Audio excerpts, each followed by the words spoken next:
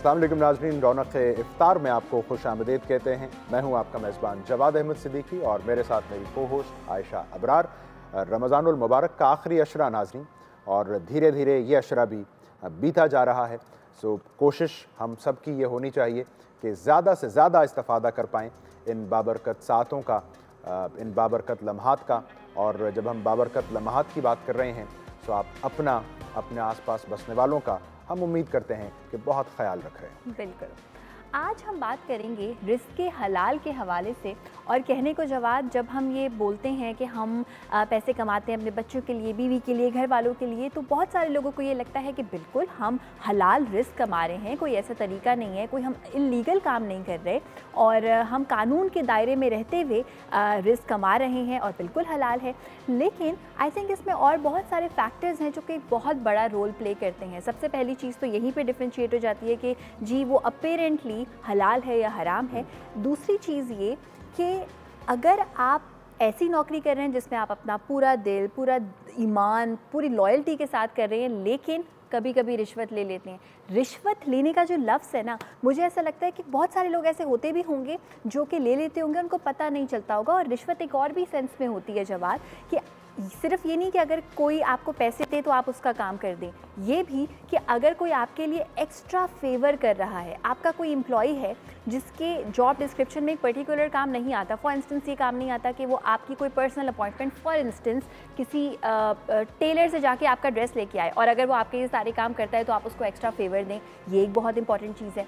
इसके अलावा एक और चीज़ वो ये कि अगर आप नौकरी के एक अच्छे लेवल, अच्छे रैंक पे अपनी मेहनत से नहीं आए और ज़्यादा इस वजह से आए हैं कि आपने किसी के ख़िलाफ़ भड़काया, उसको जॉब से निकाला गया और उसकी रिप्लेसमेंट में आपको शायद रख दिया गया, आपने अपनी जॉब की डिस्क्रिप्शन, रोटेशन बेसिकली बहुत ज़्यादा बढ़ा दी कि जी मैं ये काम भी कर लूँगा, ये काम भी कर लूँगा, मेरी सैलरी बढ़ जाएगी, और वो लोग जो कि मुझे काम पे नहीं पसंद उनको निकाल दिया जाएगा। तो जवाद, आई थिंक मुझे लगता है ये तमाम चीज़ें इल्लीगल या फिर थोड़ा सा गलत वाले ज़ुमरे में आ जाती हैं। यकीनन। और आयशा, जितने सख्ती से हमारे मज़हब ने मना फरमाया है हराम रिस्क से, हराम ज़रिया कमाई से, अगर हम उस पैमाने को लेकर चलें तो शायद हमें अपने बहुत सारे, जैसे आपने कहा, तौर तरीके बदलना पड़ेंगे, ढंग बदलना पड़ेंगे। सो बुनियादी तौर पर नाज़रीन, गुमान ही होता है कि हमारी तवज्जो अपनी और अहले खाना की ज़रूरियात पूरी करने पर रहती है, जो कि बहुत अच्छी बात है, ज़िम्मेदारी भी है। शायद इसमें हम सरफ़ नज़र कर देते हैं ज़रिए को, कि जिस तरीक़े से हम वो ज़रूरतें पूरी कर रहे हैं वो हलाल के ज़ुमरे में ही रहेंगी या कहीं वो हराम के ज़ुमरे में तो दाखिल नहीं हो रही हैं। सो इस जानिब बड़ी ख़ास तवज्जो हमारी रहनी चाहिए। और आज इसीलिए हम उलमा कराम से रिज़्क़ हलाल के मौजू पर रहनुमाई हासिल करेंगे। हमारे शेफ़ लमान मलिक भी हमें इस ब्रेक के बाद ज्वाइन करेंगे। हमारे आज की गेस्ट भी हमारे साथ होंगी, लेकिन ये सब होगा एक ब्रेक के बाद।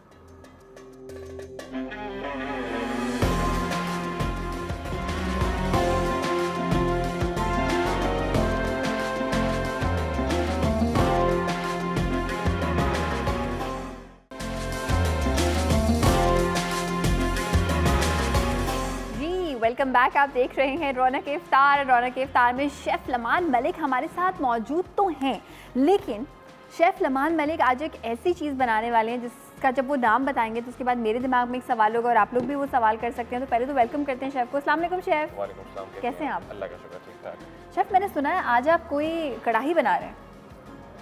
बिल्कुल, मैं कढ़ाई बना रहा हूं। अच्छा, कौन सी कढ़ाई बना रहे हैं? मैं आज बनाने जा रहा हूँ ब्राउन कढ़ाई। ब्राउन कढ़ाई? अच्छा, मैंने सुना था कि आप कोई, यहाँ से तो वैसे अच्छी खासी ब्लैक दिख रही है। ब्लैक दिख रही कढ़ाई? तो ब्लैक कढ़ाई ब्लैक है, कैसे इसके अंदर मैं ब्राउन कढ़ाई बनाऊंगा। अच्छा। और कढ़ाई के अज्जा में आप मतलब ब्राउन कढ़ाई मतलब का सुना है, चिकन का सुना है, ब्राउन कढ़ाई को वैसे नहीं मालूम। ब्राउन कढ़ाई बेसिकली, अगर मैं चले मैं बता देता हूँ कि मैं बनाने जा रहा हूँ सुलेमानी कढ़ाई। सुलेमानी कढ़ाई के अंदर ग्रेवी नहीं होती, सिर्फ ड्राई मटन होता है और उसको आप भूनते हैं लहसुन अदरक के पेस्ट के साथ। और सही। अच्छा, बनाना तो हम स्टार्ट बिल्कुल करेंगे जवाद, लेकिन अक्सर हम बचपन में सुनते थे ना, सुलेमानी टोपी पहनी है, क्या तुमने सुलेमानी टोपी पहनी है, मतलब कोई ऐसी चीज विच इज इनविजिबल। और मेरा ख्याल है ये भी इसलिए इतनी लजीज बनाते हैं लमान के फौरन गायब हो जाती है। वाह, जवाद ने जो है वो, इससे पहले कि मैं लमान से सवाल करूं कि इसमें सुलेमानी का क्या मतलब है, जवाद ने हिंट दे दी कि मेरी कढ़ाई फौरन गायब हो जाती है। जबरदस्त, इतने मज़े की होगी कि फ़ौरन गायब हो जाएगी। ठीक है, यहाँ पे डालडा कुकिंग ऑयल का हम करेंगे इस्तेमाल हमारी कढ़ाई को बनाने के लिए। सुलेमानी मटन कढ़ाही आज बना रहे हैं शेफ लमान। सबसे पहले हमने इसमें ऐड किया 2 टेबलस्पून ऑफ ऑयल। अच्छा, मटन हमारे पास ऑलरेडी बॉइल्ड है। ठीक है शेफ, कितनी देर बॉईल कर सकते हैं इसको? 45 minute. 45 minute without any pressure cooker? अच्छा जी, विदाउट एनी प्रेशर कुकर। हल्की आग पे आप नमक ऐड करके रख दीजिए। सही है। और उसको आप बॉईल कीजिए। ठीक है। ढक्कन समेत। सही है। अच्छा जी, हम इसमें ऐड करेंगे सबसे पहले जूलियन कटी हुई अदरक। जूलियन कटी हुई अदरक। अच्छा वैसे जवाद, ये एक थोड़ी डिफरेंट चीज़ है। यूजुअली कढ़ाई में हम पहले अदरक नहीं ऐड करते, तो ये और एक हम इसमें ऐड करेंगे, यानी बुनियाद से ही मुख्तलिफ है। बुनियाद से ही मुख्तलिफ है, बिल्कुल। और हम इसमें ऐड करेंगे मटन। ठीक है। उसमें ऐड करेंगे सॉल्ट, नमक ऐड करेंगे। सही है। और इसको हम भुनेंगे। ठीक है शेफ, एक बात बताएं, आई एम श्योर कि जितने भी मर्द हजरात हैं, मैंने बहुत सारे ऐसे मर्द हजरात को देखा जवाब, क्योंकि कुछ और नहीं बना सकते मगर वो कहते हैं हम कढ़ाई बहुत अच्छी बनाते हैं। इसकी क्या रीज़न है शेफ, आप बताएं ना जवाब को। कढ़ाई इन टर्म्स ऑफ मसाले तमाम तर चीज़ें, जैसे कि मैं हमेशा कहता हूँ कि कढ़ाई जो है वो आपके हर किलोमीटर पे उसका जायका चेंज हो रहा होता है। सही है। तो आप कोई शय भी बना के उसे कढ़ाई कह सकते हैं, कुछ भी बना दें और उसको कढ़ाई कह दें। Very nice. अब ये भी नहीं है कि आप कुछ भी बना दें उसको कढ़ाई कह दें। इतनी रियायत भी नहीं है। सही है। अच्छा, इसमें मैंने जो गोश्त इस्तेमाल किया है वो रान और दस्ती का गोश्त है। आधा किलो रान है जो कि अमूमन सिर्फ गोश्त होगा, और दस्ती का तो आपको पता है मज़ा ही कुछ और है। अगर आप खाने वाले हैं मटन, आपको शौक से पसंद है, तो आप अगर दस्ती का गोश्त ट्राई करें तो आपको ज़्यादा अच्छा लगेगा। रान और दस्ती का गोश्त। और इसमें मैं गौर कर रही हूँ इस पर कि इसमें हड्डी जो है वो सिर्फ नाम के बराबर है, बस 1-2 हड्डी के पीसेज हैं, और बिल्कुल वो जो महंगे वाले पीस नहीं होते जवाब मटन के, कि आपको पता चल जाएगा। बोनलेस वाले पीसेस। बोनलेस वाले पीसेज, ठीक है। और इसको लमान मुकम्मल तौर पर बोनलेस भी बनाया जा सकता है। बिल्कुल बनाया जा सकता है। ठीक है। अच्छा जी, मटन हमने भून लिया। अब हम इसमें ऐड करेंगे हमारा 1 अदद टमाटर। ठीक है, जो कि लमान ने बताया कि वैसे आप ऐड नहीं करते, लेकिन अगर लेकिन टमाटर मेरा ऑलरेडी बॉइल्ड है। ठीक है। उसका छिलका उतरा हुआ है। खाने वाले अगर मेरे और जवाद की तरह हो कि उनको मसाला चाहिए हो, थोड़ा कुछ ग्रेवी कुछ लगाने के लिए, तो फिर आप इसको ऐड कर सकते हैं। और यहाँ पर इसकी हम ये बिल्कुल गायब हो जाएगा, आपको नजर भी नहीं आएगा ये मसाला, क्योंकि सुलेमानी है ना, इसलिए गायब हो जाएगा। ठीक है। सुलेमानी कढ़ाई में टमाटर इसलिए नहीं होता क्योंकि वो गायब हो चुका होता है। नहीं देखा, मैं जैसे कि मैंने बताया ना कि अमूमन ज़्यादातर लोग ड्राई खाते हैं, बिल्कुल ड्राई। मटन के ऊपर थोड़ा सा मसाला होता है, काली ब्लैक पेपर होती है, दैट्स इट। सही। अच्छा जी, इसमें शेफ इसका कोई मसाले शामिल करेंगे हम थोड़ा सा पानी इसमें ऐड करेंगे। ठीक है। अच्छा, मैंने कभी कभी ऐसा देखा है कि कुछ जगहों पे कढ़ाई में पानी, ग्रेवी जो हम बनाते हैं टमाटर की, दही की, उसमें पानी भी थोड़ा सा होता है, ऐसा होना चाहिए शेफ? कढ़ाई में पानी नहीं होता वो। जब होता ये है कि जब टमाटर ऐड करते हैं कढ़ाई के अंदर चिकन को डीप फ्राई करने के बाद, तो चिकन बिल्कुल कड़क हो चुकी होती है। टमाटर का अपना पानी तो होता है जो कि उसको नरम कर सकता है, लेकिन पानी एक्स्ट्रा भी ऐड किया जाता है ताकि टमाटर अच्छी तरीके से गल जाए और उसका छिलका आसानी से बाहर आ जाए। ठीक है। पानी बेसिकली ऐड किया जाता है स्टीम बनाने के लिए। ओके। लमान, हम घरों में पसंद करते हैं कि खाना खा रहे हैं, साथ आप लवाजमात, अचार रख लीजिए, एक मखसूस चटनी रख लीजिए। सुलेमानी कढ़ाई के लिए क्या कोई मखसूस किस्म के साथ लवाजमात? सुलेमानी कढ़ाई के साथ आप यूज़ कीजिए हरी मिर्चों का रायता। हरी मिर्चों का रायता? हरी मिर्चों का रायता। और आप उसके अंदर कुछ भी ऐड ना करें, ठीक है, सिर्फ हरी मिर्च, जीरा, नमक और दही। अच्छा, इसको खाएं किससे शेफ, रोटी से, पराठे से? अब देखें, ये ज़्यादातर तो खाई जाती है कंधारी नान के साथ। कंधारी नान, और कंधारी नान अगर ना हो तो फिर किस चीज़ के साथ? तो फिर आप खाएं नान के साथ। अगर नान ना हो तो फिर आप ना खाएं। नहीं, अगर नान ना हो तो हम रोटी के साथ नहीं खा सकते इसको? नहीं खा सकते आप। जवाब, अगर आप चपाती के साथ खाना चाह रहे हैं? चपाती नहीं, लेकिन जो नॉर्मल जो तंदूर की रोटी होती है, अगर मेरे और जवाब जैसा कोई इंसान हो जो कि थोड़ा सादगी पसंद हो, नान और कंधारी नान जरूरी नहीं है, तो रोटी के साथ भी खा सकते हैं। देखिए, जो चीज़ जिसके साथ कॉम्प्लीमेंट करती है, मैं उसका बता रहा था आपको। अगर आपको कंधारी नान नहीं पसंद तो आप नान खा लीजिए, आपको नान नहीं पसंद और डबल रोटी खा लीजिए, आपको डबल रोटी नहीं पसंद तो आप चावल खा लीजिए। अच्छा, रोटी बीच में ये खा गए हैं, लेकिन रोटी जो है वो लमान के कहने का मतलब है, और अगर कुछ नहीं पसंद कुछ ना खाइए, मेरा दिमाग ना खाइए। मेरा दिमाग ना खाइए, बिल्कुल। ठीक है जनाब। इसको अच्छी तरीके से स्टर कर रहे हैं। ओके। कोई मसाले? अभी मसाले आप ऐड नहीं करेंगे जब तक टमाटर मैं इसके अंदर से गायब ना कर दूं। अच्छा, मैं मसाले ऐड नहीं करूंगा। अच्छा शेफ, तो हम भूनते ही रहेंगे। अच्छा, ये कोई ऐसी कढ़ाई हम बना सकते हैं कि जिसमें हम घी भी ऐड करें, ऐसा किया जा सकता है? अच्छा देखिए, अगर यहाँ पे आप बेसिकली मैंने तो मटन बॉयल किया क्योंकि टाइम की कमी की वजह से, लेकिन अगर आप मटन को फ्राई करें, लेकिन फ्राई करने के लिए आपको ये पता होना चाहिए कि आपके बकरे का पूरा ओवरऑल वजन कितना है। अगर बकरे का ओवरऑल वजन 10 से 12 किलो है, ठीक है, तो आप उसको फ्राई करते हुए बहुत अच्छी तरीके से गला सकते हैं। लेकिन अगर उससे ज़्यादा है तो बेहतर है कि आप बॉयल ही कीजिए, क्योंकि फिर वो बकरा जो है बड़ा हो जाता है। ब्रेक का यहाँ पे वक्त आ चुका है और ब्रेक पर जा रही है। और ये एक अच्छी टिप बता दी शेफ लमान ने कि जब भी आप बकरे का गोश्त खरीदने जाएं तो पहले आप पूछें कि बकरे का वजन कितना था। और नहीं, वो मुश्किल ही पता चले आपको। अच्छा, लेकिन मैं अगर वो आप पूरा होल बकरा ले रहे हैं तो आपको पता होगा। ठीक है, एब्सोल्युटली। चलिए ब्रेक पे जा रहे हैं और ब्रेक के बाद आपसे करते हैं मुलाकात और इस कढ़ाई को, सुलेमानी कढ़ाई को कहते हैं कंसिडर।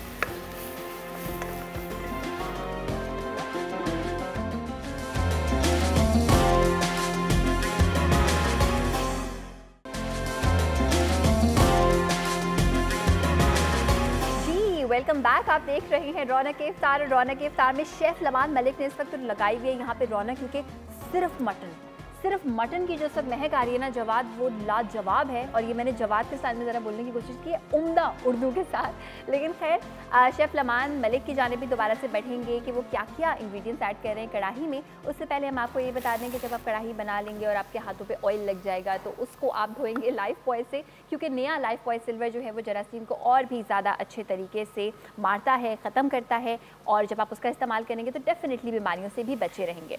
जवाद, हमने इस पूरी ट्रांसमिशन में बहुत सारे लोगों को बुलाया जो सोसाइटी के को सर्व करते हैं, न्यूट्रिशनिस्ट से हमने बात की, रमज़ान ईद के हवाले से। एक चीज़ रह गई। जी हाँ, और वो जो मेरे ख्याल से कहते हैं ना, चैरिटी बिगिंस एट होम। सो इस्लाह का जो अमल है वो घर से, आप इसी तरफ हवाला दे रही हैं। बिल्कुल, एब्सोल्युटली, कि घर अपना हम किस तरह से खूबसूरत बना सकते हैं। घर को हम हमेशा ये कहते हैं जी ये तो पैसे वालों का काम है, अगर पैसे कम भी हो तो भी घर को कैसे खूबसूरती से, सुघड़ पने से सजाया जा सकता है। इसके लिए जब हमने सोचा कि किनको बुलाएं तो दिमाग में सिर्फ एक ही ख्याल आया, उफेरा का। हमारे साथ मौजूद है उफेरा अनीस साद और होम एक्सपर्ट हैं ये। अस्सलाम वालेकुम।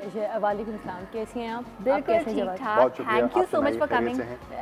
Thanks for inviting me here and it's pleasure always. और आई एम परफेक्टली गुड। सबके जवाब दे दिए। सबके जवाब दे दिए। उफेरा, हमने काफ़ी बार आपको बड़ी अच्छी अच्छी चीज़ें बनाते हुए देखा है, कम पैसों में। इनफैक्ट मैं ये कहना चाहूँगी कि ज़रूरी नहीं कि पैसे भी हों, हम बहुत सारी रिसोर्सेज अपनी स्टोर कर देते हैं, हम फेंक देते हैं। तो your mind should be creative और आप सोचें कि इससे कुछ हो सकता है। मैं कोई भी चीज़ फेंकते हुए, लाइक मेरे घर वाले अक्सर बॉदर होते थे कि स्टोर रूम शायद मेरी चीज़ों से भरा हुआ होता था। स्टोर रूम या स्टेयर केस या इस तरह की कोई भी चीज़ें होती थी ना, वो मतलब सेव कर दी, नहीं इसका मैं कुछ करूँगी। अच्छा, और मेरी शादी कबाड़ जब मेरी शादी करके मैं आई तो उसके बाद मेरे अब्बा जान ने खामोशी से बहुत सारी चीज़ें मुझे बगैर बताई नहीं, ये तो चली गई, कबाड़ हमारे घर में छोड़ गया। But I always think for the things के जो चीज़ें फेंकने जा रहे होते हैं हम उनसे कुछ बहुत अच्छा कर सकते हैं, कुछ बहुत अच्छा बना के निकाल सकते हैं। और वो जो क्रिएटिव चीज़ें जब हमारे घरों में सजती हैं, तो फिर उनकी खुशी ही अलग होती है ना। हम महंगी चीज़ें खरीद के मुश्किल शर्त रख दी आपने कि आप क्रिएटिव नहीं, बीइंग क्रिएटिव डजंट मीन कि इट इज़ गॉड गिफ्टेड, सही है, ये अल्लाह की तरफ से होता है, but you can make your mind creative as well ना। हम देखें, ये हॉबीज़ होती हैं जो हमारे बच्चे, जैसे अभी समर वेकेशन है, तो हम अपने बच्चों को प्रोडक्टिव एक्टिविटीज़ में लगाएं, लड़कियां हो गई या लड़के भी हो गए, तो उनको हम ये वाली एक्टिविटीज़ देना शुरू करेंगे कि उनको रिसोर्सेज दें, उनको गाइड करें, उनकी डेवलपमेंट में, उनकी ट्रेनिंग में हम ये चीज़ें ऐड करेंगे, दे विल बिकम क्रिएटिव। मतलब इट डजंट मीन कि आपको अल्लाह ताला ने वो सलाहियत दी है तो वो जो पुअर है वो पुअर ही बन के बैठा हुआ है इत्मीनान से, नहीं जी, ये तो पुअर से सुघड़ कैसे बने, बिल्कुल आपको बताएंगी उफेरा। कॉलर भी हमारे साथ है। हेलो, अस्सलाम वालेकुम। बहुत अच्छा शो कर रही हैं आप लोग, और उफेरा को, जवाद को, सबको बहुत अस्सलाम वालेकुम। शेफ को भी बहुत अस्सलाम वालेकुम। शेफ ने बहुत अच्छी रेसिपी सिखाई है, हमने ट्राई की है, बहुत अच्छा टर्न आउट आया है। और मैं ये जरूर पूछना चाहूंगी, यकीनन औरतों का, खवातीन का काम बढ़ जाता है, बिकॉज किचन उनके ही उसमें होता है, लेकिन उनको खुशी होती है कि जब उनको अप्रिसिएशन मिलती है, गेस्ट उनकी तारीफ करते हैं, उनकी डिशेज की, उनकी जो डेकोरेशन वगैरह की, तो बहुत खुशी होती है। मैं उफेरा से सवाल करना चाहूंगी, एक तो कि हम एक तो ईद की टेबल को कैसे डेकोरेट करें, दूसरा बच्चों के लिए क्या चीज, ऐसा कोई रूम या कोई टेबल डेकोरेट करें कि बच्चे जो आते हैं गेस्ट के साथ वो वहाँ बिजी रहें और बहुत ज्यादा जो है ना मैसी ना करें घर को। और तीसरा मैं ये पूछूंगी शेफ से, क्या ऐसी चीजें बनानी चाहिए टेबल पे ईद के लिए जो बच्चों के भी इंटरेस्टिंग हो और जो बड़ों भी बहुत ज्यादा शौक से खाएं। ठीक है, बहुत सारे सवाल हैं आपके, बहुत बहुत शुक्रिया कॉल करने का। शाजिया साहब से बात करके एक बात समझ आई, अगर इन सारे सवालों के जवाब मिल जाएं तो सबकी जिंदगी सुखी कितनी होगी? सुखी, सब सुखी रहेंगे, खुश रहेंगे। अच्छा उफेरा, आपसे ये जरूर हम जानना चाहेंगे कि बच्चे, बिल्कुल, जब बच्चों का कोई कमरा सेट करने की कोई टिप्स हैं, कोई टेक्निक्स हैं कि कम से कम बच्चों के कमरे की, लेकिन अभी जो इनका सवाल है ना, ये मैं मेरे भी बच्चे हैं, सही है, मैं कहीं जाते हुए भी और मैं घर में कुछ भी सेट करते हुए कि कोई गेस्ट आ रहे होते हैं और अगर उनके बच्चे होते हैं तो वो उनकी पूरी फैमिली बैकग्राउंड मेरे दिमाग में घूम रहा होता है कि वो आ रहे हैं, उनके बच्चे ऐसे हैं और इस चीज़ को मैं हटा दूं या ये कि माहौल ख़राब हो जाए या दिल मेरा टूट जाए चीज़ के टूटने के साथ साथ, लॉक कर दूं जल्दी। It's better to keep all the things aside. लेकिन ये हल नहीं है ना। पहली चीज़ तो ये तमाम हम मुझ समेत जितने भी पेरेंट्स हैं, इनके बच्चे छोटे हैं, आजकल के ज़माने में हमने थोड़ा बच्चों को आज़ादी दी हुई है। नोटी है, माँ यही कहती है मेरा बच्चा बड़ा नोटी है, मैं क्या करूँ, but we have to keep a control on them. और दूसरा ये कि माएँ, मैं अपने आप को रख लूँ, मैं तो खैर ऐसे नहीं करती, but I saw few mothers कि जो कि बड़ी सच बच के आई हुई होती है, बहुत अच्छी बात है, but we have to keep an eye on our kids as well ना, कि हम बैठे हुए हैं, वो कहाँ हैं, किधर क्या कर रहे हैं, नज़र रखनी ज़रूरी है। तो जब बच्चे घर पर आ रहे हैं, कोई ऐसी फैमिलीज आ रही है, डेफिनेटली पे जब गेस्ट आ रहे होते हैं तो आपके घर में बच्चे भी आ रहे होते हैं, तो इट्स बेटर कि अब ये भी डिपेंड कर रहा होता है कि घर में हमारी जगह कितनी है, स्पेस कितनी है, रूम्स कितने हैं। अगर तो कोई ऐसा रूम है या कोई ऐसी स्पेस है, वो लाउंज की हो जाए या बच्चों के कमरे की हो जाए, तो उसके कॉर्नर को कुछ आप ऐसा अट्रैक्टिव सा सेट कर दें। वो जो बच्चों को ईदियाँ हम दे रहे होते हैं, ईद में तो बच्चों की अट्रैक्शन ईदी को काउंट करने में और ईदी में ही लग जाती है। तो मेरे ईदी पैकिंग के बड़े डिफरेंट तरीके होते हैं। वो बच्चों के आने और जाने तक, वो आते ही जैसे मैं उनको ईदी पकड़ा दी और वो जाने तक वो उसी को काउंट करने में, उसको खोलने में, उसको पैकिंग करने में लगे रह जाते हैं, एक कॉर्नर पे बैठे हुए। Like last year what I did के नेट के फैब्रिक में आई जस्ट पुट कॉइन्स ना, कॉइन्स भी 5-5 रुपए के आ जाते हैं, उसको आप 10, 50, 20 जितने भी कॉइन्स बना के रख दें। I just make a building और उसको मैंने नेट में करके उसको रिबन बांध दी और उस पर टैग लगा दिया, स्टेपल करके टैग लगा दिए किसके नाम का है। तो वो लेने वाला जो है ना, वो पहले तो बच्चे देख ही रहेंगे व्हाट इज दिस ना, उसके बाद उसको खोल रहे हैं, वो कॉइन्स काउंट करना एक एक्टिविटी हो गई, वो जितने देर घर में होते वो काउंटिंग द कॉइन्स। बिल्कुल, एब्सोल्युटली खूबसूरत, बिल्कुल। अच्छा, यहाँ पे हमारे पास एक छोटी सी ब्रेक पे जाने का टाइम है, ब्रेक पर जा रहे हैं। ब्रेक से वापस आने के बाद शेफ लमान की सुलेमानी मटन कढ़ाई में क्या क्या शामिल हुआ है आपको बताएंगे, तो जल्दी से वापस आ जाते हैं इस छोटी सी ब्रेक से।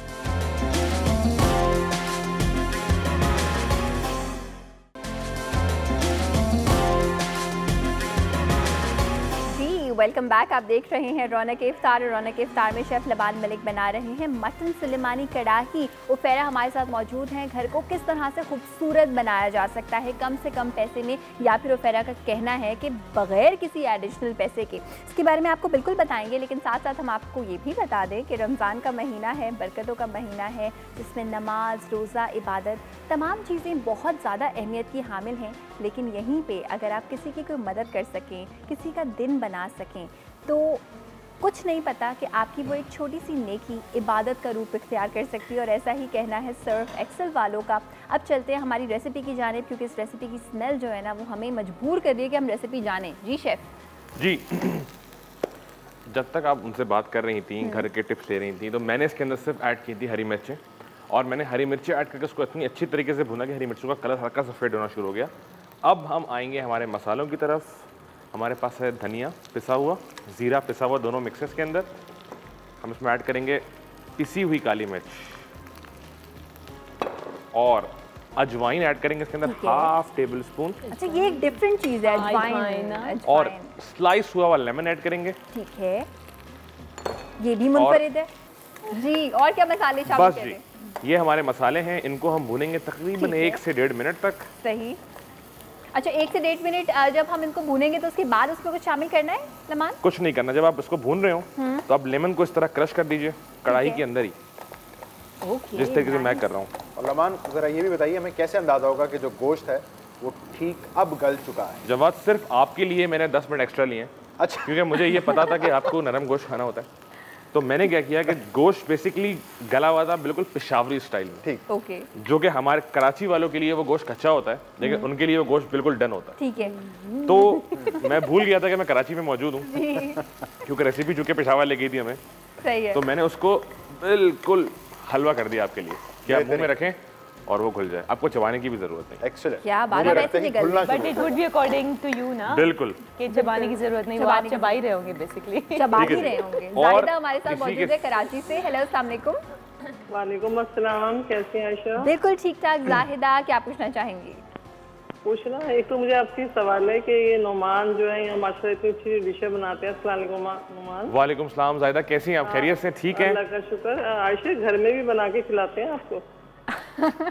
मैं घर में बहुत कम कुकिंग करता हूँ, मैं घर पे होता ही नहीं हूँ ज्यादातर। घर में कौन बनाता है ये बताइए? देखिए दोनों बनाते हैं, लेकिन शेफ लमान के खाना बनाने के बाद जवाद जो किचन का हाल होता है वो मैं आप लोगों को बता नहीं सकती हूँ। तो बस फिर आप ये समझ लें कि दोनों बनाते हैं, मगर मैं चाहती हूँ कि मैं ही बनाऊँ सिर्फ। मैं ही बनाऊँ। ये तो है, जब मर्द किचन में घुस जाए ना तो फिर वो सब खराब कर देते हैं चीजें, सब खराब कर देते हैं। बिल्कुल, और बहुत अच्छा शो कर रही हैं। बहुत बहुत शुक्रिया आपका। सलामत रखे, बहुत प्यारे हैं आप। बहुत बहुत शुक्रिया जायदा, आपका प्यार है, आपका हुस्न नजर है कि आप हमारी मेरे ख्याल से रेगुलर कॉलर है। बिल्कुल जायदा हमारी, जायदा नैना, बिल्कुल दो हमारे रेगुलर कॉलर हैं, जायदा और नैना। अच्छा शेफ जल्दी से बता दें। अच्छा जी, हमारी रेसिपी हो गई है डन, इसको हम करेंगे डिश आउट। ओके शेफ, इसके ऊपर कुछ ऐड करके करना है? हमने इसमें धनिया ऐड किया, धनिया ऐड करके उसको अच्छे से स्टर कर लिया और हमने इसको कर दिया डिश आउट। नाइस। इस वक्त हमें लग रहा है जवाद उफेरा कि हम कोई ढाबे पे बैठे हुए हैं। हाँ ना, खुशबू इतनी मजेदार सी आ रही है और इसकी प्रेजेंटेशन भी जो नजर आ रही है वो finally cherry on the top. ठीक है, बहुत बहुत शुक्रिया शेफ आपका। बस शेफ, अब आपने काइंडली हमारे लिए सिर्फ कंधारी नान का बंदोबस्त करना है। मैं कंधारी नान का बंदोबस्त कर रहा हूँ, लेकिन उसके बगैर आपकी जान नहीं छूटेगी। एक चीज और ऐड कर देंगे इसके ऊपर हम, लेमन वेजेस। ठीक है, लेमन वेजेस इसमें ऐड करके कढ़ाई, इसके अंदर लेमन भी ऐड हुआ है। हो गया ये सब, ठीक है। बहुत बहुत शुक्रिया शेफ आपका। आपका बहुत बहुत शुक्रिया जवाद। मिलते हैं ब्रेक के बाद इंशाल्लाह। बिल्कुल मिलते हैं ब्रेक के बाद, यानी कि कल। अच्छा जी उफेरा, घर में जवाद आपने कभी नोट किया है कि घर बड़ा अच्छा है लेकिन एंटर होने के लिए एक पैसेज है और उस पैसेज पे लोग ज़्यादा काम नहीं करते, तो अगर हम उसमें कुछ कर कॉरिडोर, एंट्रेंस कॉरिडोर होता है, किसी का पैसेज होता है, किसी का छोटी सी जगह होती है, किसी के घर में लाइक अपार्टमेंट्स होते हैं, तो घुसते ही आपके लाउंज, टेरेस, व्हाटएवर स्टार्ट हो जाता है। तो उसमें अगर आप छोटे से प्लांट्स रख दें, घुसने हम तो most of the people wear out their slippers and shoes over there, तो उसके लिए आपके कोई प्रॉपर कैबिनेट, अगर आप एक बॉक्स बना दें, आप कुछ नहीं, ज़रूरी नहीं है। लोग ये सोचते हैं कि लाइक हमें मार्केट जाना पड़ेगा, ख़रीदना पड़ेगा, ये आराम से 4-5 हज़ार रुपये का खर्चा हो गया है, तो नॉट नेसेसरी। आप कारपेंटर के पास जाएं, उनसे पूछें कि बची हुई उनके पास लकड़ियाँ होती हैं, 1, 2, 3, 4, 5, 6 पीसेस उनसे लें, उनसे कहें इसको जोड़ के दे दो। उनको नहीं बताएं, कारपेंटर को नहीं बताएं, कारपेंटर्स ना देख रहे हो ये शो कि क्या बनाना चाह रहे हैं।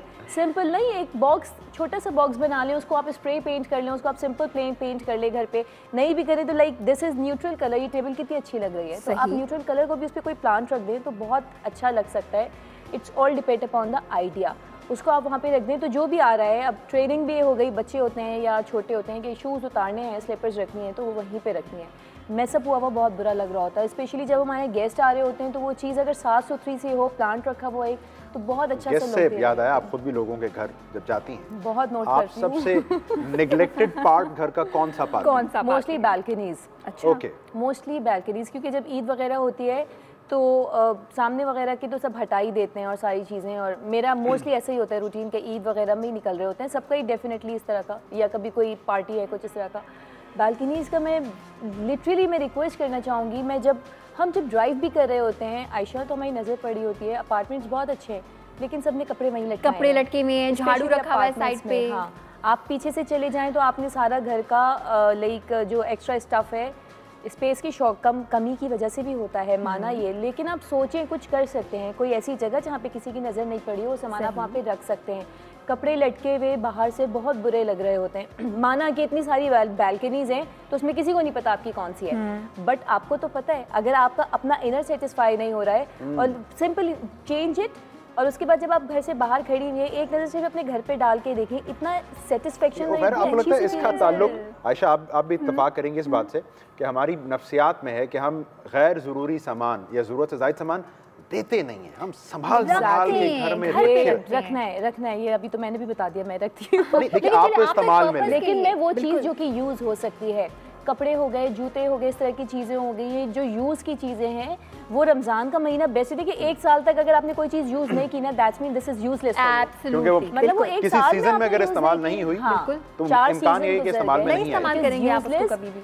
गिव इट अवे, अल्लाह ताला और देगा इंशाल्लाह ताला। जब वो दूसरे लोग यूज़ करेंगे तो उनके दिल से दुआएं निकलती हैं, और वो तो ये वाला हिसाब किताब एक्स्ट्रा चीज़ें सामान घर में रखना नहीं चाहिए।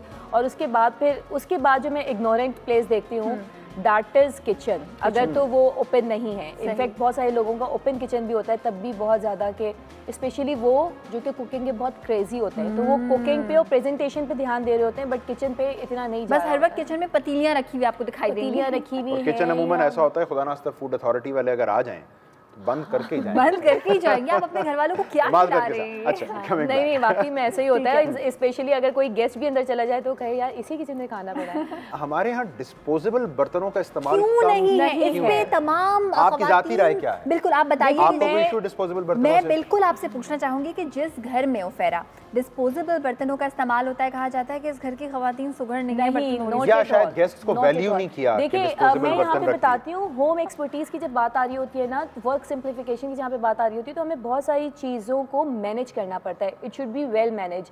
मेरे घर में गेस्ट, मैं अपनी एग्जांपल एक दूंगी, मेरे घर में जब ज़्यादा गेस्ट आ रहे होते हैं तो व्हाट आई थिंक कि मैं गेस्ट को केटर करूंगी या मैं बर्तन धोने खड़ी हो जाऊंगी, डेफिनेटली क्वाइट इम्पॉसिबल। सही। तो वो बर्तन धोने के लिए definitely there should be maid या सर्वेंट जो भी आपके घर में मौजूद है, या आप एट द टाइम हायर करें, तो you are paying to her ना, आप उसको भी पे करेंगी, तो why don't you spend those money to the disposable usable things. आप ग्लासेस वगैरह ले सकते हैं, उसमें कोई टूटने का खदशा नहीं। ये ख्याल नहीं हो गया छोटे बच्चे आ रहे हैं ग्लासेस टूट जाएंगे, तो फॉर द ये जो इवेंट्स हो गए या कोई आपके घर में कोई सेलिब्रेशन है उसके लिए भी, प्लस ईद बकरीद के लिए भी हैव डिस्पोजेबल प्लेट्स। और आजकल डिस्पोजेबल प्लेट्स भी बड़ी खूबसूरत आ रही है। इसमें कोई थंब रूल है कि इतने लोगों की तादाद है तो चलें आप अपनी महंगी वाली क्रॉकरी इस्तेमाल कर लें? देखिए इस तादाद से बढ़ रहे हैं तो फिर डिस्पोजेबल यहाँ पे बात करती हूँ, आप जो प्रेजेंटेशन है ना, आप उसमें अपने घर की क्रॉकरी यूज करें कि वो चीज़ें कहीं नहीं जानी, कोई मेहमान उठा के लेके नहीं जा रहा होगा।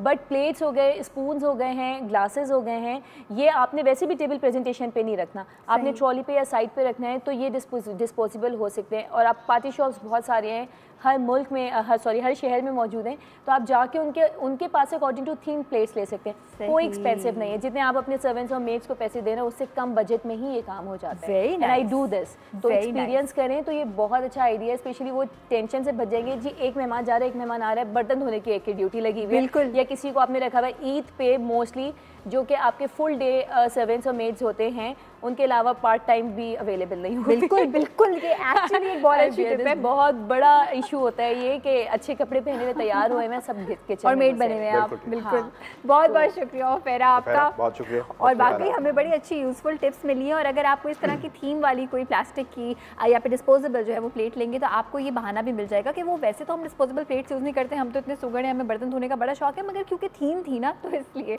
इसी बात पे जाते हैं एक छोटी सी ब्रेक पे, और ब्रेक से वापस आने के बाद हमारा आज का मौजू है नाज़रीन रिज़्क़ हलाल, जिसको ऐन इबादत करार दिया गया है। तो इस अहम मौजू पर हम गुफ्तगू करेंगे अपने उलमाए कराम से, लेकिन एक मुख्तसर ब्रेक के बाद।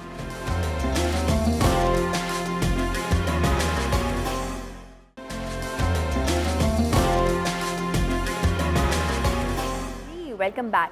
आज हम बात कर रहे हैं रिज़्क़ हलाल के बारे में, कि जब हम रिज़्क़ हलाल कमाने की बात करते हैं तो हम हमेशा ये कहते हैं कि हम तो हलाल कमाते हैं। क्या सिर्फ ये चीज़ कि हम हलाल कमा रहे हैं काफ़ी है, या फिर इसमें इस बात की भी कोई इम्पोर्टेंस है कि जो भी कमाई है हमारी उसका बेसिस ना हो, उसकी कोई बेस ना हो झूठ पे, धोखे पे, झूठी कस्में खाने पे, गलत डॉक्यूमेंट्स पे। ये सारी चीज़ों के बारे में हम करेंगे बात, और इस बारे में भी करेंगे बात कि अगर कोई इंसान हराम कमाता हो, रिश्वत देता हो, लेता हो, या किसी और की जगह पर गलत तरीके से कब्ज़ा करके वो नौकरी कर रहा हो, तो क्या उसके रिस्क में बरकत होगी? क्या अल्लाह ताला ऐसे लोगों को पसंद फरमाता है या नहीं? जी हाँ, और आयशा ये इस हवाले से इंतहाई अहम मौजू है कि रिस्क कमाना, रोज़ी कमाना फ़ी ज़माना तो नाज़रीन कुल जुस्तजू ही इसकी मालूम होती है। सो अगर ये हम यकीनी बना लें, और ये इसमें ऑप्शन या गुंजाइश की बात नहीं है, ये तय है कि रिस्क को हलाल होना चाहिए, सो हम देखेंगे कि हमारे माशरे से कितनी ही बुराइयाँ यकदम यकसर गायब होना शुरू हो जाएंगी। हलाल का मतलब आयशा वो शय आपके ऊपर हलाल है, उसके लिए आपने हराम ज़राए का इस्तेमाल नहीं किया है, आपने किसी की हक तलफी नहीं की है। और अगर आपने ये यकीनी बनाया है अल्लाह की तौफीक से, तो आपने माशरे से बुराइयों की जो जड़ है उसको ख़त्म कर दिया है, उसका कला कमा तो आपने वहीं का वहीं कर दिया है। और फिर यकीनी तौर पर आयशा हमें बताया गया है कि अगर खुदा न खास्ता आपके रिस्क में, आपकी कमाई में हराम की आमेज़िश हो जाए तो उसके जो मसाइल हैं, फिर वो सेहत के मसाइल भी हैं, औलाद की परवरिश और औलाद के फर्माबरदार होने के हवाले से मसाइल भी हैं, घर के सुकून के हवाले से मसाइल हैं। सो कुल आपकी जो खैरियत और आफ़ियत है, हम सब की वो इसमें है कि हम अपने रिस्क और अपने कमाई इसको हलाल रखें और सिर्फ हलाल तक ही महदूद रखें। रिस्क कमाने को हमारे यहाँ आयशा बस अव्वलीन और आखिरी जिम्मेदारी तस्वुर कर लिया जाता है, लेकिन मेरा ख्याल है जिम्मेदारी जो ज़्यादा बड़ी है वो ये है कि जिस रिस्क की आप जुस्तजू कर रहे हैं वो रिस्क कितने हलाल ज़राए से आप ज़राए से। और इसमें मैं एक चीज़ ऐड करना चाहूँगी जवाद, वो ये कि हमारे ही ट्रांसमिशन में ये बात हुई थी, मुफ्ती नूर रहमानी ने ये कहा था कि कोई इंसान अगर बच्चों को हराम कमा के खिला रहा है और हर आसाइश बेशक उनकी वो पूरी कर रहा है, देखा गया है कि वही बच्चे जब बड़े होते हैं तो वो कहते हैं कि हमें ये माँ बाप हमारे घर में नहीं चाहिए। कितनी तकलीफ़देह है ये चीज़ जो दुनिया में हो रही है। तो सोचें आखिरत में जब हमें पता चलेगा कि बरकत नहीं थी उस रिस्क में और कोई रहमत नहीं रहेगी हमारे साथ, तो हम कैसा महसूस करेंगे। रिस्क के हलाल कितना ज़रूरी है, इस बारे में हम उलमाए कराम से रहनुमाई भी हासिल करेंगे इस छोटे से वक्फे के बाद।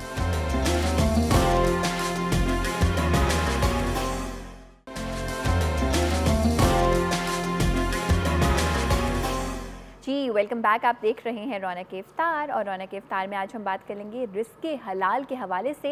इससे पहले कि हम टॉपिक की जानिब बढ़ें, गुफ्तगू का सिलसिला यहाँ पे हो शुरू, आपको ये बता दें कि अगर आप तंग आ गए हैं वीडियो स्ट्रीमिंग जैसे ही खोलते हैं फ़ौरन आपका इंटरनेट पैकेज बंडल जो है वो ख़त्म हो जाता है, तो अब आप टेलीनॉर का इस्तेमाल बहुत ही आसानी से उनके 4G का इस्तेमाल करते हुए आप ये कर सकते हैं कि सिर्फ 8 रुपये का आप एक पैकेज ख़रीदें जिसके थ्रू आप 1 घंटे नॉन स्टॉप वीडियो स्ट्रीमिंग कर सकते हैं। एंजॉय।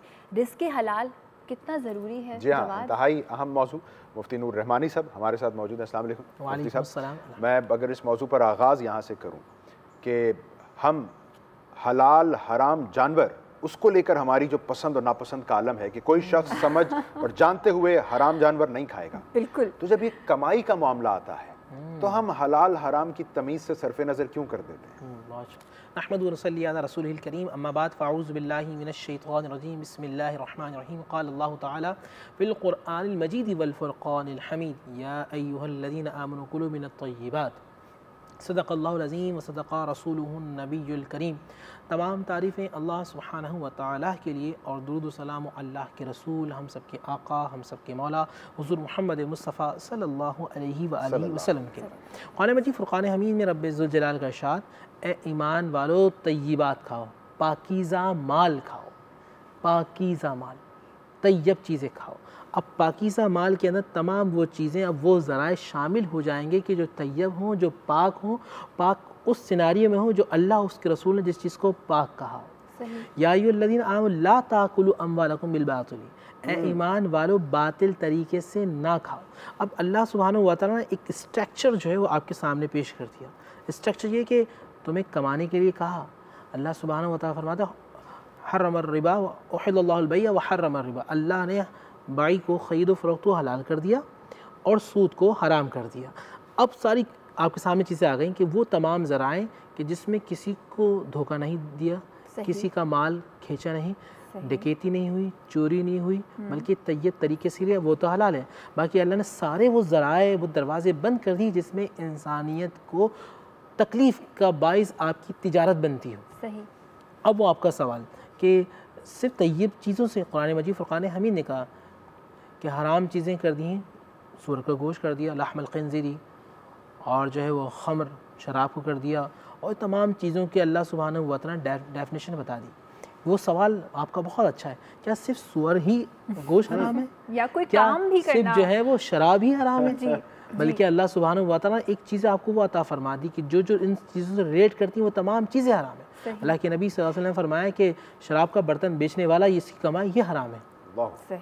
तमाम चीज़ें आपको देखते हैं। फिर आका करीम सल्लल्लाहु अलैहि वसल्लम हमें इरशाद फरमाते हैं, कितनी बड़ी बात कर दी, हर एक मुसलमान की ख्वाहिश होती है कि वो प्यारे आका सल्लल्लाहु अलैहि वसल्लम के साथ हो, है ना, ये ख्वाहिश है।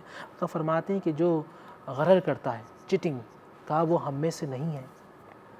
और फिर ये फरमाया कि जो ज़ख़ीरा अंदोज़ी करता है और वो खाती, फरमाया वो हम में से नहीं है, वो गुनाहगार है। आका करीम सल्लल्लाहु अलैहि वसल्लम बाज़ार के अंदर जा रहे हैं। अब देखिए अल्लाह के नबी में जो अमल करके दिखाते हैं, आपने ऐसे खजूर की तरफ से हाथ लगाया और नीचे रखा तो गीला महसूस हुआ। फरमाया ये जो नीचे गीला क्यों है? कहा या रसूलल्लाह वो बारिश हो रही थी तो इसलिए गीला हो गया। आपने फरमाया नीचे वाली ऊपर क्यों नहीं रखा? ऊपर क्यों नहीं रखा? और फिर आपने फरमाया कि देखो गुनाहगार हो गए। ताजिरों की शान क्या है? जवाद भाई, ताजिर की शान है, अल्लाह के नबी फरमाते हैं अत्ताजिर सदूक मअन नबी व शुहदा औ कमा क़ाल अलैहि सल्लतु वस्सलाम, सच्चा ताजिर कल क़यामत के दिन नबियों और शुहदा के साथ खड़ा होगा। लेकिन शर्त है सच्चा। हाँ, लेकिन शर्त लगा दी। कॉलर हमारे साथ मौजूद है, कॉल ले लेते हैं। मिसेस अयाज कराची से, उनसे भी करते हैं बात। हेलो, अस्सलाम वालेकुम। वालेकुम अस्सलाम। जी मैडम, क्या कहना चाहेंगे? टॉपिक बहुत अच्छा है। टॉपिक के हवाले से मेरे पास सवाल है और मैं आपके गेस्ट से करना चाहूँगी। बिल्कुल कि हम जो है, अगर एक बंदा चोरी करता है या डकैती करता है और वो उसकी वो वाली रकम जो है किसी ज़रूरतमंद को देता है, तो वो हराम हलाल का क्या है सिलसिला? ये थोड़ा सा हमेशा मेरे ध्यान में ये रहता है सवाल। सही है, बहुत बहुत शुक्रिया, बहुत बहुत शुक्रिया आपका सवाल। रहमानी साहब, सवाल तो वाकई हमें सोचने पर मजबूर कर देता है कि हमने किसी को तकलीफ़ दी, डाका मारा, चोरी की, गलत तरीके से पैसे लिए, लेकिन हम तो ज़रूरतमंद की ज़रूरत पूरी कर रहे हैं। रॉबिन हुड बन गए। ये तो सोच बहुत गलत है। सही। अगर हम इस सोच को प्रमोट करेंगे यहाँ से बैठ के, नहीं जी बहुत सवाब का काम कर रहे हैं, अमीरों से छीन के गरीबों को दिया, आपका हक नहीं बनता, ये स्टेट का काम है। सही। बहुत आज आता है कि सैयद उमर बिन खत्ताब रज़ी अल्लाह तआला ज़माने में एक बात इस तरह की गई, आपने फरमाया कि चोरों का हाथ नहीं काटना चाहिए, फिर हुक्मरानों का हाथ काटना चाहिए कि वो रोटी के लिए आवाम क्यों तड़प रही है। सही। कब भूखे जो हैं वो खाने के लिए क्यों भूखे हैं, जिनके पास कपड़े नहीं हैं उनके पास कपड़े क्यों नहीं हैं। तो स्टेट का काम बनता है कि वो जिम्मेदारी अदा करे। हाँ, अल्लाह सुब्हानहू व तआला ने ऐसे तमाम ज़राए को बंद कर दिया। आप मुकल्लफ़ नहीं हैं कि आप किसी का माल छीन कर दें। जो हलाल और तैयब रोटी कमा रहा है, जो रोज़ी कमा रहा है, वो अल्लाह सुब्हानहू व तआला का पसंदीदा बंदा है। सही। आप नेक काम करें, जैसे जिस तरह हमने ये देखा कि अल्लाह के जो नेक बंदे होते थे वो दिन भर, देखिए नज़रिए क्या होते, दिन भर मेहनत करते थे, मजदूरी करते थे, जो रकम मिलती थी अपने घर वालों के पेट बांटते थे, आधा हिस्सा कहते थे अल्लाह आज हमने फिर तुझसे सौदा कर लिया, आधा अपने ही रख लिया, आधा तेरे लिए दे दिया। तो अच्छा काम करने के लिए बुरे तरीके अपनाने की ज़रूरत नहीं है, यूँ भी अल्लाह ताला ने गुंजाइश रखी है। एक मुख्तसर ब्रेक आपकी इजाज़त से रहमानी साहब। जनाब अब्दुल्ला अब्बास रज़ी अल्लाह ताला अन्हो बयान करते हैं, नबी करीम सल्लल्लाहु अलैहि वसल्लम ने फरमाया, ऊँट की तरह एक ही सांस में पानी मत पिया करो, ठहर ठहर कर 2-3 सांस में पिया करो। जब पीने लगो तो बिस्मिल्लाह पढ़कर पियो, फारिग हो अल्हम्दुलिल्लाह कहो। जदीद साइंसी तहकीक के मुताबिक खड़े होकर और एक सांस में पानी पीने से जिस्म में पानी जल्द जज्ब हो जाता है, जिसकी वजह से गुर्दों पर गहरा असर पड़ता है और जिस्म के तमाम हिस्सों पर वर्म का खतरा बढ़ जाता है, खुसूसन पाँव पर, जिसे साइंसी इस्लाह में एडमा कहा जाता है।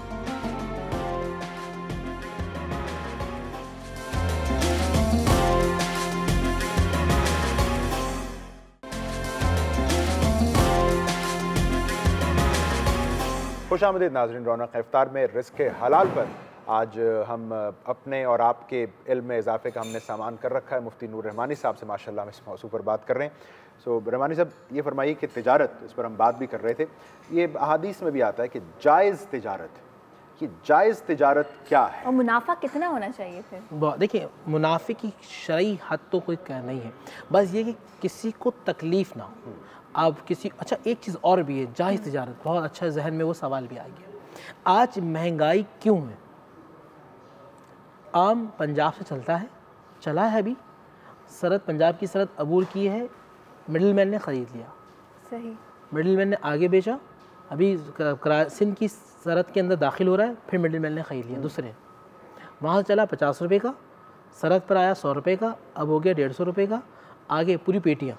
अब कराची आई, यहाँ मार्केट से पहले ही मिडिल मैन ने ख़रीद लिया, वो हो गया 200 का, अब लिया जो ये कि व्यापारी ने, अब जब मार्केट में आया तो मार्केट में आकर वो हो गया 500 रुपये का, चला था 50 रुपये का। प्यारे आका सल्लल्लाहु अलैहि वसल्लम ने शाह फरमाया कि मिडिल मैन का कॉन्सेप्ट नहीं होना चाहिए। अच्छा, इस पर हमें रहनुमाई फरमा दी। बिल्कुल बिल्कुल बिल्कुल सर, ये हदीस 1450 साल पहले अल्लाह के नबी ने शाह फरमा दिया। कहा कि जब तक माल बाजार में ना आए तो बेचने वाला अपना भाई अपने बाप को भी ना बेचे। अल्लाह अकबर, कितनी सख्त अल्फाज में। जिम्मेदारी उसकी है जो माल उगा रहा है, जो आम उगा रहा है। सर इसमें एक मसला ये अवेयरनेस भी नहीं, जब तक हम लोगों को बताएं नहीं, हम काश्तकारों को ना बताएं, हम लोगों को ना बताएं, कैसे मालूम चलेगा। एक मसला कि उनको चाहिए खुद उलमा से रब्ता करें। जो तिजारत करता है जवाब भी कितना अच्छा होना चाहिए कि तिजारत करने वाला आए उलमा के पास बैठे कि भाई अल्लाह के नबी ने तिजारत के हवाले से बातें क्या की हैं।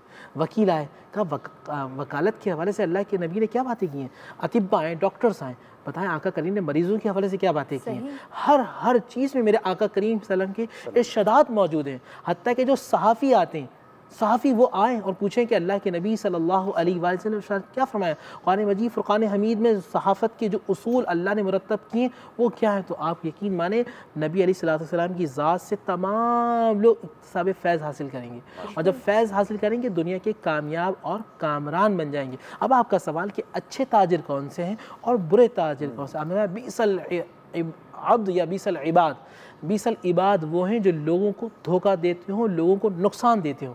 अल्लाह के नबी ने फरमाया कि ये वो झूठा ताजिर है कि जिस पे अल्लाह सुब्हानहू व तआला की जो रहमत से निकल गया। फिर आगे करीम का इरशाद गिरामी कहा लोगों को नुकसान ना दो वरना अल्लाह तुम्हारे माल से बरकत उठा लेगा। तुम झूठी कस्में ना खाओ, माल तो बिक जाएगा मगर अल्लाह सुब्हानहू व तआला की रहमतें नहीं होंगी। जो मुनाफिक के हवाले से बात की, हम ये देखते हैं कि बहुत सारे लोग लेके आते हैं मार्केट में, बहुत ज़्यादा मुनाफा रखते हैं। सही, अल्लाह के नबी ने फरमाया वो बहुत बुरा ज़ख़ीरा अंदोज़ है कि जो वो बहुत बुरा ज़ख़ीरा। 1450 साल पहले मुझे ऐसा लगता है कि आज के रमज़ान की बात हो रही है। बिल्कुल सर, हम अप्लाई कर सकते हैं, देख सकते हैं दावत भाई, ऐसा लगता है आज के रमज़ान की बात हो रही है कि केला अगर मिसाल के तौर पे 50 रुपए दर्जन है तो रमज़ान आते ही वो 100 रुपए चला गया। अल्लाह के नबी फरमाया नाजायज़ मुनाफे की हद नहीं है, तो फिर जो ले रहा है केले के ऊपर, अल्लाह के नबी अब सुनते नहीं, अब पूरी हदीस सुने। आका करीम ने शाह फरमाया कि वो ज़ख़ीरा अंदोज़ अल्लाह सुब्हानहू व तआला के नज़दीक नापसंद है कि जो ये ख्वाहिश करे कि जब माल महंगा हो जाएगा तो वो खुशी का इजहार करे, वो बेचे, और सस्ते होने पे नाराज़ हो जाए। हमें ये हदीस से भी तो सामने रखना है, और हमें ये रखना है कि मुनाफिक अल्लाह के नबी ने कोई शराइत नहीं बताई, मगर हमें ये जहन में रखना है कि अगर आप किसी सामने वाले को नुकसान देंगे तो अल्लाह आपके माल से बरकत उठा लेगा। सही। मिसेस सज्जाद मौजूद हैं कराची से। हेलो, अस्सलाम वालेकुम। अस्सलाम वालेकुम आयशा जी। वालेकुम अस्सलाम, क्या पूछना चाहेंगी? मेरा एक सवाल है जी। बैंक की नौकरी को थोड़ा मशकूक देखा जाता है, हलाल हराम में थोड़ा सा एक मुझे इस बारे में सवाल है कि जो बैंक में जॉब करता है, सुबह से जाके रात में मेहनत करके आता है बंदा, तो वो हलाल कमा रहा है या उसमें मशकूक या हराम है? ठीक है, बहुत बहुत। दूसरा सवाल आपका करना था, आई थिंक आपने। जी कीजिए। वो मस्जिद की डोनेशन के लिए लोग पैसे जमा करते हैं, ठीक है, तो वो अगर हम बैंक में अकाउंट खुलवा के जमा करवाएं वो सही है? मस्जिद के लिए मस्जिद वाले जमा करते हैं, बैंक में अकाउंट खोलते हैं, ठीक है, वो सही है या नहीं? अभी आपको दोनों सवालों का जवाब देते हैं। रहमानी साहब, हम चाहेंगे, क्या था मैं समझा नहीं। पहला सवाल ये था सर कि नौकरी के हवाले से जानना चाह रही हैं। अगर कोई इंसान कर रहा है और हम इसको थोड़ा सा जरा वो कह रही नहीं कि शक की निगाह से देखा जाता है उसको, हलाल हराम के आप किस तरह से रहनुमाई करेंगे? देखिए, अब इस्लामी बैंकिंग का पूरा सेक्टर कायम हो गया है पाकिस्तान के। अल्हम्दुलिल्लाह पाकिस्तान के अंदर स्टेट बैंक ने पूरा शरई एडवाइज़र जो उलमाए कराम के हवाले से बनाया, और तकरीबन अब इंशाअल्लाह पाकिस्तान के बैंक जो वो रिबा फ्री हो जाएंगे, सूद से पाक हो जाएंगे इंशाअल्लाह। कोशिश करनी है कि अगर आपने इकनॉमिक्स पढ़ी है, आपने बीकॉम या MBA वगैरह किया है, तो फिर आप ऐसे इस्लामी बैंक हैं उसके अंदर चले आए। क्योंकि इमाम हसन रज़ी अल्लाह तआला अन्हु की हदीस शरीफ है, दामा युरबुक इला माला युरबुक औ कमा क़ाल अलैहि सल्लम। इमाम हसन फरमाते हैं कि अल्लाह के नबी ने मुझे फरमाया कि जो चीज़ तुम्हें शक में डाले उसको छोड़ दो। सही सही। तो जो चीज़ आपको शक में डालेगी फिर आप उलझे रहेंगे ज़हनी तौर पे, फ़िक्री तौर पे, क़ल्बी तौर पे आप परेशान रहेंगे। आपको इख्तियार या एक गुंजाइश दी है तो शक से बच जाएं, दूर हो जाएं। हाँ, इस जॉब को छोड़ दें। जब आप खुद फरमा रही कि मैं शक में मुब्तला हैं, ये लोग शक में मुब्तला कर रहे हैं, दिल इत्मीनान का बाइस नहीं बनता। दूसरा सवाल था बैंक के हवाले, वो अपना मसाजिद अगर कोई बनवा रहा है और डोनेशन उसके लिए जमा करके उसको बैंक में रखवाता है तो बैंक अकाउंट मेंटेन करना मस्जिद के हवाले से। देखिए, अब उसमें जो है वो करंट अकाउंट की सहूलत होती है, उसमें कोई सूद के मामला नहीं होते। मगर मैं ये समझता हूँ कि एक ऐसा इदारा होना चाहिए चाहिए कि जहाँ मसाजिद के पैसे रखवाए जाएँ। और एक चीज़ और भी होना चाहिए, जो बैतुल माल का एक कॉन्सेप्ट, बैतुल माल का कॉन्सेप्ट वो होता है कि जहाँ लोग पैसे रखवाते थे और वहाँ ज़कात खैरात के अलग अकाउंट्स होते थे, जो लोगों की भलाई के लिए देते थे वो अलग अकाउंट्स होते थे। लोग आते थे, लोगों को कर्ज़ हसना मिलता था, कर्ज़ हसना कि आपने अदा करते हो ठीक, फबीहा नहीं कर सकते तो आपको मुआफ़ी है। तो वहाँ से फिर वो कारोबार जो है वो बिल्डअप होते थे और सोसाइटी बहुत अच्छे तरीके से हो जाती है। अल्लाह ताला पाकिस्तान में भी वो एक सवाल आता है मुफ्ती साहब जहन में, आपको घर पे लगवाना है गैस का कनेक्शन जी, आपकी ख्वाहिश है जल्द लग जाए, और ऐसी बहुत सारी जगहें हैं हमारे पाकिस्तान में जहां आप जाते हैं तो आप अगर पैसे उनको ऑफर नहीं करेंगे तो काम आपका नहीं होगा। हाँ, रहमानी साहब, और अगर कनेक्शन मैंने लगाना है, आप कनेक्शन जल्द लगवाने के लिए मुझे दाम देने को तैयार हैं बखुशी, मैं लेने को तैयार हूं बखुशी। अब मैं लेके कुछ आयशा के हवाले भी करूंगा कि हमारे जो भाई कैमरे के पीछे मैं कुछ इन तक भी पहुंचाऊंगा। सो इतने सारे लोग खुश हो गए उन पैसों से जो आपने गैस का कनेक्शन जल्द लगवाने के लिए दिए, तो इसमें किसी का हक मारा गया, इसमें भी हलाल हराम आ गया। बहुत अच्छी बात है। आका करीम सल्लल्लाहु अलैहि वसल्लम की हदीस को हमें ज़हन में रखना, राशि व मुर्तशी कलाहुमा फिन्नार, कि रिश्वत लेने वाला रिश्वत देने वाला दोनों जहन्नुम में। ये उनके हवाले से कि मिसाल के तौर पे ये पेन है और इस पेन की जायज़ जगह यहाँ पर है, ठीक है, मगर आप इस पेन को अपने मौजे जूते के अंदर डाल रहे हैं या इस पेन को आप फ्रिज में रख रहे हैं, तो ये चीज़ उसका वो महल नहीं है, तो ये चीज़ नाजायज़ होगी। आपके घर में गैस का मीटर लगना जो बहुत ज़्यादा ज़रूरत है, आप जानते हैं कि अगर आपने एप्लीकेशन दी तो 1 साल पे बाद टल जाएगी, वो भी अगर आप खुशकिस्मत है, वरना आपको लगेगा, वरना तो आप इंतज़ार ही करें। ठीक है, अब क्या होगा, यहाँ आपका ये जायज़ हक़ है।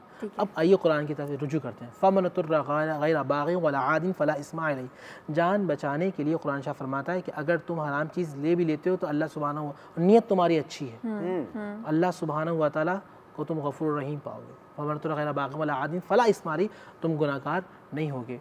यहाँ मामला ये कि जो लेने वाला वो तो यकीनन गुनाहगार है, मगर देने वाला क्योंकि वो जानता है ये मेरा जायज़ हक है, मैं नहीं तो मुझे मिलेगा नहीं, हाँ मैं नहीं दूंगा, तो उलमा फरमाते हैं यहाँ ये है कि लेने वाला तो गुनाहगार होगा मगर देने वाला अल्लाह सुब्हानहू व तआला अपने रहमत से उसको मुआफ़ फरमाएगा। अच्छा सर, इसी से रिलेटेड एक और सवाल, क्योंकि अक्सर लोग ये बात सुन के वो कहेंगे चलें जी हम कर सकते हैं, अक्सर ये देखा गया है रहमानी साहब, मैंने बहुत शराइत के साथ, लेकिन सर इसमें एक और भी चीज़ है जो कि मैं चाहूँगी आप इसकी ज़रूर वजाहत करें कि कोई एक लाइन लगी हुई है किसी भी जगह पर कुछ जमा करवाने के लिए या CNIC के लिए यूजुअली हम देखते हैं, और वहाँ पे हम पैसे बेशक ना दें लेकिन किसी इंसान की सोर्स इस्तेमाल करके आए, सिफारिश, तो इसके बारे में क्या बताया गया? देखिए, मैंने जिस तरह आपको पहले बताया कि जायज़ हक जो लाइन में लगी हुई उन सबका वो हक है, सही, आप उनका हक मारेंगे तो कहीं ना कहीं आपका भी हक मारा जाएगा, सही, मुकाफ़ात अमल और एक्शन का रिएक्शन होता है।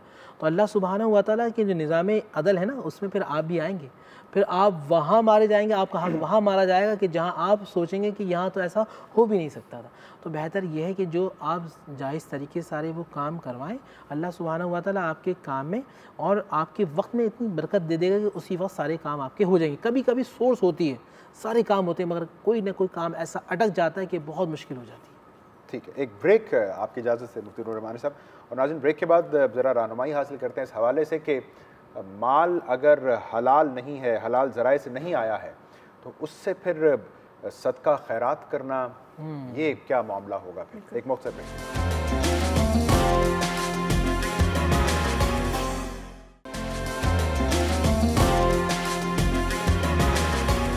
रौनक इफ्तार आप देख रहे हैं नाज़रीन, आपको खुशामदीद कहते हैं रहमानी साहब। सो हलाल ज़राए से अगर आमदन नहीं हुई लेकिन अब सदका खैरात भी की जा रही है, गरीबों की इमदाद भी की जा रही है, कुछ तो फ़ायदा होगा इसका। जब भी कोई चीज़ आप अल्लाह सुब्हानहू व तआला के लिए दें तो आला दें, कभी भी सूद के माल का सदका अल्लाह कबूल नहीं फरमाता, ये तय है, ये बात तय है, अंडरस्टूड है। कभी भी छीना हुआ माल का सदका ज़कात अल्लाह कबूल नहीं फरमाता, ये बात तय है। ये बात जहन में रखेंगे, जब काबिल और हाबिल दो अल्लाह के नबी हज़रत आदम अलैहिस्सलाम के जो दो बेटे थे, हाबिल और काबिल, काबिल ने भी सदका दिया, नज़र दी अल्लाह सुब्हानहू व तआला की बारगाह में, और हाबिल ने भी दी। एक आग आई और हाबिल का सदका जो उसकी अच्छी बकरी थी वो उठा ली, और काबिल ने जो है अपने, क्योंकि वो किसान था तो वहाँ अपने जो खेत का जो घटिया किस्म का सामान था वो उठा के अल्लाह की बारगाह में पेश कर दिया और अल्लाह ने उसको कबूल नहीं फरमाया। तो यहाँ से एक नुक्ता ये भी मिलता है कि अल्लाह हमेशा तैयब चीज़ों को पसंद फरमाता है, अच्छी चीज़ों और पाकीज़ा चीज़ों को, हराम चीज़ों को अल्लाह पसंद नहीं फरमाता। यानी रहमानी साहब इसका मतलब ये हो कि अगर रिश्वत से कोई पैसा हासिल किया है तो वो कितने भी नेक काम में आप लगा दें, या वो जब खुशी का ये बड़ी ईद आ रही होती है और हमारे कुछ महकमों में काम करने वाले साथी कि जी खुशी के मौका है तो ज़रा उन पैसों से जिसमें भले रिश्वत शामिल हो गई, अब कुर्बानी का जानवर खरीद लेना, जानवर तो लाख का लिया है हमने। देखिए एक बात फिर याद रखें, अल्लाह सुब्हानहू व तआला तैयब चीज़ों को पसंद फरमाता है। सही। और जो तैयब चीज़ें नहीं होती, जो हराम चीज़ें नहीं होती, अल्लाह सुब्हानहू व तआला की बारगाह में वो नापसंद हैं। आप खरबों रुपए अल्लाह सुब्हानहू व तआला की बारगाह में पेश करें, वो हराम का हो, वो सूद का हो, वो रिश्वत का पैसा हो, और अल्लाह की बारगाह में एक कलम जो खालिसन अल्लाह की रज़ा और अल्लाह की मोहब्बत और उसके रसूल की मोहब्बत में कमाई हुई रोटी का मोहब्बत से हो, वो एक रोटी या एक पैन आप अल्लाह की बारगाह में सदका दें, वो खरबों अरबों रुपयों से बेहतर है। सुभान अल्लाह। रहमानी साहब, उन लोगों के लिए क्या फरमाया गया है जो रिज़्क़े हलाल नहीं कमाते, बरकत उठ जाएगी? तो मैं चाहूँगी आप इसकी और भी वजाहत करें कि होगा क्या अगर हम रिज़्क़े हलाल नहीं कमाएं। देखिए बहन, मैं बहुत आसान अल्फाज में बात करता हूँ, क्योंकि मैं प्रोग्राम सभी देख रहे हैं, बच्चे भी देख रहे हैं, नौजवान भी देख रहे हैं, हमारी माँ बहनें भी देख रही हैं, हमारे भाई भी देख रहे हैं। बहुत सारे लोग ऐसे हैं कि जिन्होंने कभी हलाल और हराम की तमीज़ नहीं की, कमाते चले गए, कमाते चले गए, कमाते चले गए। क्या हुआ? बीमारियों में मुब्तला होते रहे, परेशानी में आते रहे, तकलीफ़ में आते रहे। 10-10 अपना 20-20, 50-50 हज़ार का मोबाइल है, 40-50 लाख की गाड़ी में आ रहे हैं, सूद के हराम के पैसों का, रिश्वत के पैसों का, 10-15 करोड़ का घर भी ख़रीद लिया, मगर अल्लाह ने अब चैन उठा लिया, अल्लाह ने सुकून उठा लिया, अल्लाह ने सेहत को उठा लिया, अल्लाह ने मोहब्बतों को उठा लिया, रिश्ते के एहतराम को उठा लिया। वो नाफरमानी करता रहा, अल्लाह उठाता रहा, तो उस दौड़ में लगा दिया कि अब बस लालच वो अल्लाह से गाफिल हो गया, वो अल्लाह के घर से चला गया, वो अल्लाह की रहमतों से चला गया। जब वो अल्लाह के घर से गया तो शैतान के करीब हो गया। अब कभी कभी कुछ लोग ऐसे भी होते हैं, बहुत अजीब बात करने जा रहा हूँ, कि वो मौत भी मांग रहे होते तो मौत भी इनके करीब नहीं आती। सही सही। अल्लाह ताला हमें ऐसे पैसों से महफूज रखे। आमीन आमीन। ये बताइए कि हम लोग दुआओं में शामिल करते हैं कि अल्लाह हमें मुस्तजाबुद्दावात में से बनाए। हाँ, क्या बात है। सो ये रिज़्क़े हलाल और मुस्तजाबुद्दावात बनना, ज़रा इसका भी हमें ये वो बात कर दीजिए, हदीस रसूल मेरे जहन में आ गई। सैयदना अबू हुरैरा रज़ियल्लाहु तआला अन्हु शाह फरमाते हैं, मैं आका करीम के साथ बैठा, आका करीम शाह फरमा रहे हैं, अबू हुरैरा जानते हो एक शख्स ऐसा भी, मिसाल देना अल्लाह के नबी, कि वो सहरा के अंदर है, बाल उसके बिखरे हुए हैं, वो अल्लाह की बारगाह में हाथ उठा उठा के दुआ मांग रहा है और बेइंतहा मांग रहा है, ज़ारो क़ुतार रो भी रहा है, वहाँ दुआ कबूल नहीं हो रही। दुआ क्यों आका करीम का? इसलिए कि जो उसके पेट में लुक़मा है वो हराम का है, जो कपड़े हैं वो हराम का है। जब इतने से चीज़ें हराम की होंगी तो अल्लाह ताला कबूल नहीं फरमाता। अगर आपको अपनी दुआओं को कबूल करवाना है तो सबसे पहले आपको हलाल लुक़मा खाना होगा। आप हराम लुक़मा खाते हैं जवाद भाई, 40 दिन तक उसके असरात होते हैं। आपका दिल ना नमाज में लगता है, ना रोज़े में लगता है, ना अल्लाह की मारिफत हासिल होती है, ना आप अल्लाह के करीब होते हैं। आपने एक लुक़मा खाया, 40 दिन तक उसके असरात रहते हैं। ज़रा मुझे ये बताइए, सुबह दोपहर शाम जो नाश्ता भी हराम के पैसों से करता हो, जो दोपहर का खाना भी हराम के पैसों से करता हो, जो रात का खाना भी हराम के पैसों से करता हो, जो अपने बच्चों को भी करता होगा, तो वो कैसे दीन के करीब? अल्लाह अकबर। मतलब वो जिस्म जो हराम के पैसों से पला बढ़ा और अब इस दुनिया में भी नहीं रहा, सो वो क्या जन्नत के लिए अल्लाह की मग़फ़िरत के नतीजे फ़ीहा अबदा, हमेशा हमेशा जहन्नुम में चलते रहेंगे। अल्लाह हमेशा हमेशा के लिए, उनकी बख्शिश भी नहीं है। अच्छा सर, ये भी बताइए कि हमने अभी तक जो भी हराम और हलाल की बात की है वो यूजुअली हमने पैसों की सेंस में की है।